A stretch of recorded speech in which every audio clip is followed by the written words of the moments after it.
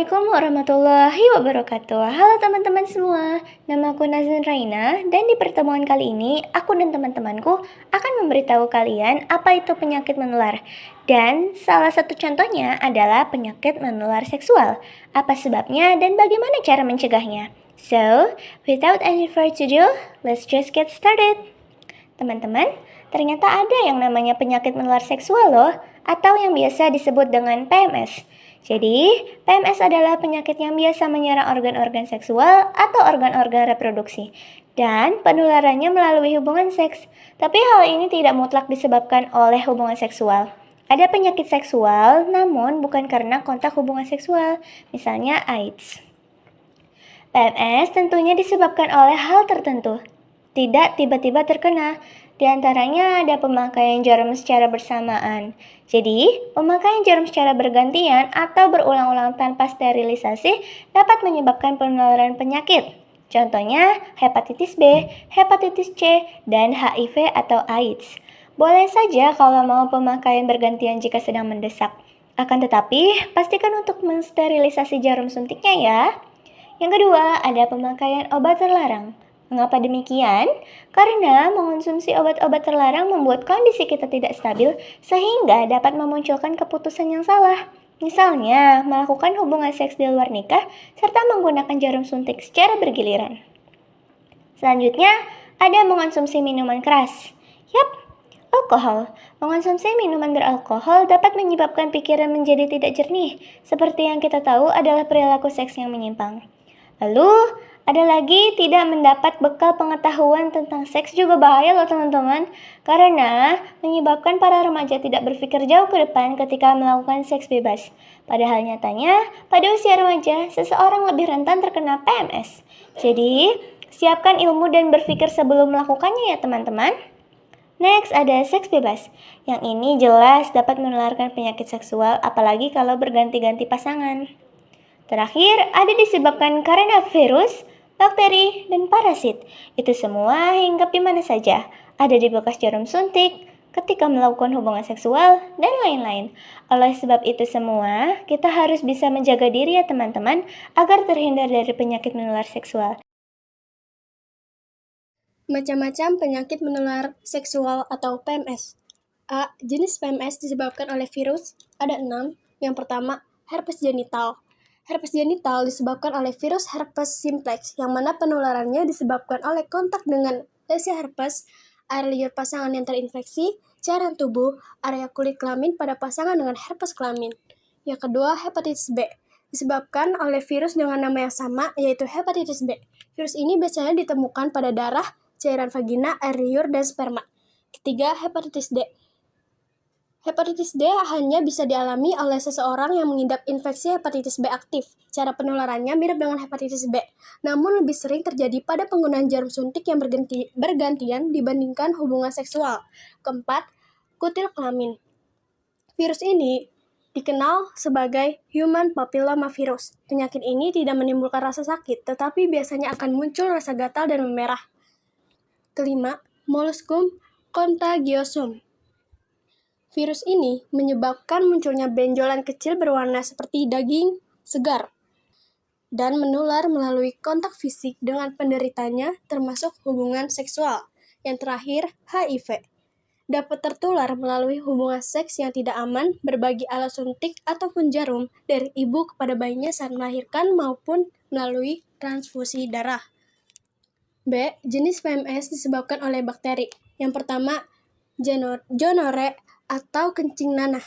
Disebabkan karena keluhan pada kelamin, dubur, dan tenggorokan. Kedua, chlamydia. PMS jenis ini dapat menyebabkan gangguan kesuburan dan kehamilan, seperti kehamilan di luar kandungan.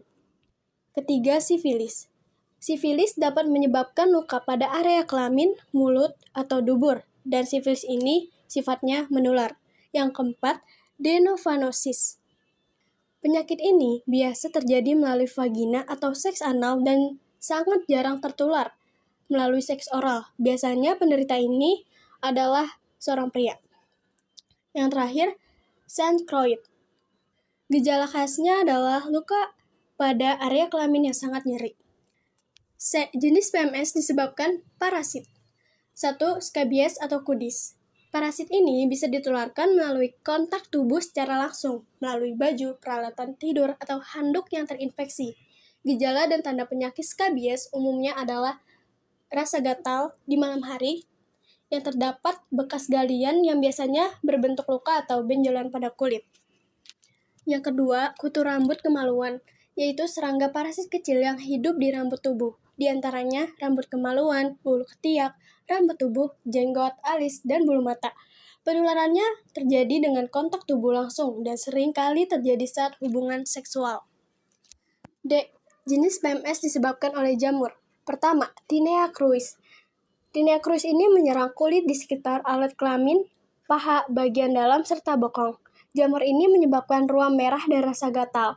Umumnya ditemukan pada orang yang banyak berkeringat, terutama pada pria dan seorang atlet. 2. Infeksi Candida. Biasanya menjadi penyebab umum iritasi pada alat reproduksi wanita. Pria juga bisa kena, khususnya yang tidak sunat, juga bisa mengalaminya.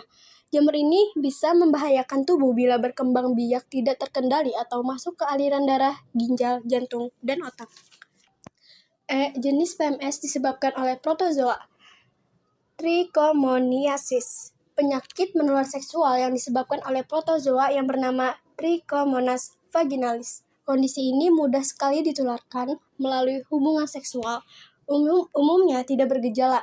Bila muncul, gejala akan timbul beberapa hari setelah terinfeksi. Keluhan yang muncul bisa berupa nyeri saat berhubungan seksual atau buang air kecil. Saya Saskia Putri Herunisa ingin menjelaskan tentang pencegahan penyakit menular seksual.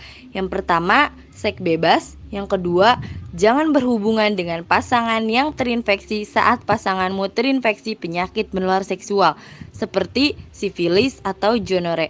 Hindari untuk melakukan hubungan seksual dengannya. Yang ketiga, gunakan kondom. Penggunaan kondom secara konsisten efektif untuk mencegah penyakit menular seksual, apalagi bagi mereka yang aktif secara seksual dan sering bergonta-ganti pasangan.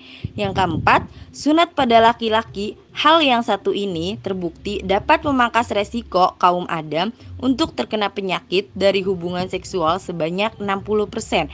Yang kelima, setia pada satu pasangan.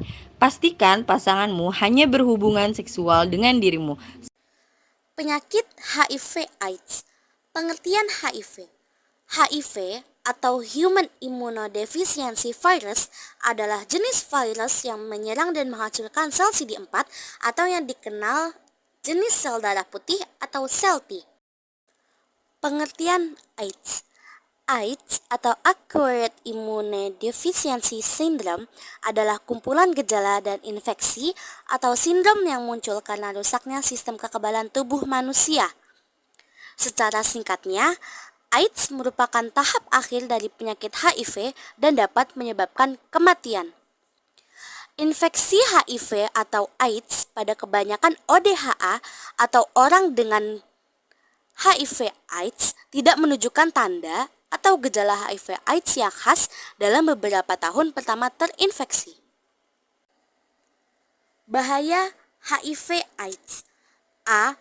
Komplikasi HIV dan AIDS berupa infeksi. Beberapa jenis infeksi yang rentan menyerang orang dengan HIV dan AIDS diantaranya ialah berupa infeksi oportunistik, kandidiasis, tuberkulosis, herpes simplex, infeksi jamur dan paru-paru, Salmonella septicemia, dan lain-lain. B. Bahaya HIV dan AIDS berupa kanker.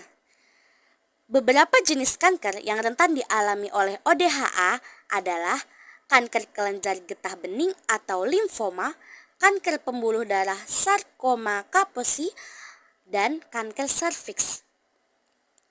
C. Komplikasi dan bahaya HIV/AIDS pada mata.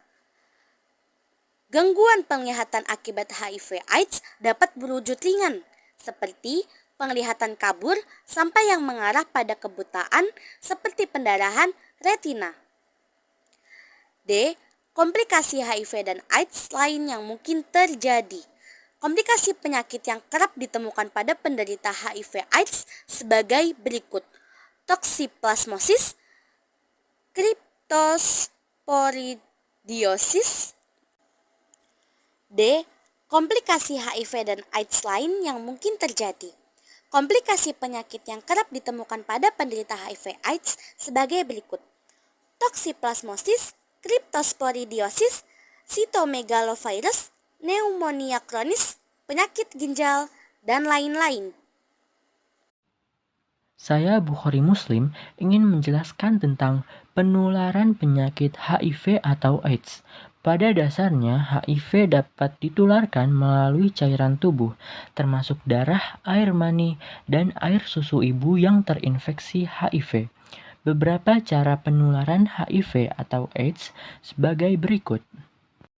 Yang pertama, hubungan seksual. HIV dapat terjadi melalui hubungan seksual tanpa pengaman dengan seseorang yang mengidap HIV. Selain itu, seseorang yang suka berganti-ganti pasangan seksual juga lebih beresiko untuk terkena HIV. Yang kedua, penggunaan jarum suntik.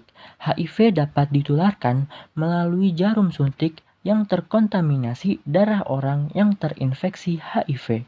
Yang ketiga, kehamilan, persalinan, dan menyusui.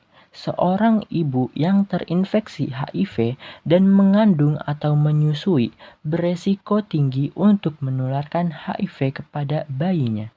Yang keempat, transfusi darah. Dalam sebagian kasus, penularan HIV juga bisa terjadi melalui transfusi darah. Selanjutnya, tahapan HIV berkembang di dalam tubuh manusia, dibagi dalam 4 fase, yaitu A. Fase periode jendela. Selama periode ini, di dalam tubuh seseorang sudah mengandung virus. Seorang sudah dapat menularkannya meskipun tidak akan teruji positif secara laboratoris. Seseorang mungkin akan menjadi sakit dengan gejala-gejala seperti flu, demam, rasa lemah lesu, sendi-sendi terasa nyeri, batuk, dan nyeri tenggorokan. B. Fase asimptomatik atau tanpa gejala. Tahapan ini disebut tahapan diam secara klinis yang dapat berlangsung selama 5 hingga 10 tahun tergantung pada status kekebalan masing-masing pasien. Rata-rata tahapan ini berlangsung selama 7 tahun. C. Fase simptomatik atau bergejala. Pada tahap ini mulai muncul penyakit oportunis karena daya tahan tubuh sudah sangat menurun. Gejala-gejala yang muncul yaitu demam yang bertahan lebih dari sebulan, menurunnya berat badan, diare selama sebulan, berkeringat di malam hari, batuk lebih dari sebulan, dan gejala kelelahan yang berkepanjangan. D. Fase AIDS. Pada fase ini, gejala penurunan kekebalan tubuh ditandai dengan mudahnya diserang penyakit lain yang disebut infeksi oportunistik. Pada tahap ini, pengidap HIV telah berkembang menjadi penderita AIDS. Gejala AIDS yang timbul di antaranya radang paru, radang saluran pencernaan, radang karena jamur di mulut dan kerongkongan, kanker kulit, TBC, serta gangguan susunan saraf. Pada umumnya, penderita AIDS akan meninggal dunia sekitar 2 tahun setelah gejala AIDS ini muncul.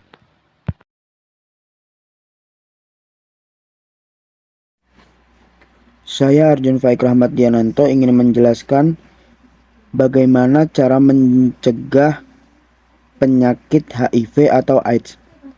Yang pertama adalah menghindari penggunaan alat pribadi bersama orang lain. Yang kedua, menghindari penggunaan jarum suntik bersama.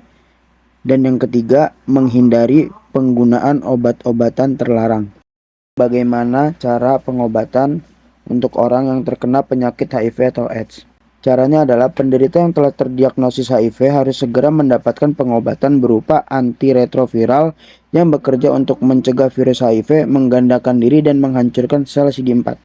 Saya Muhammad Rosid ingin menjelaskan tentang bagaimana cara mendiagnosis HIV atau AIDS. Yang pertama, tes antibodi, yang kedua tes antigen, yang ketiga tes asam nukleat.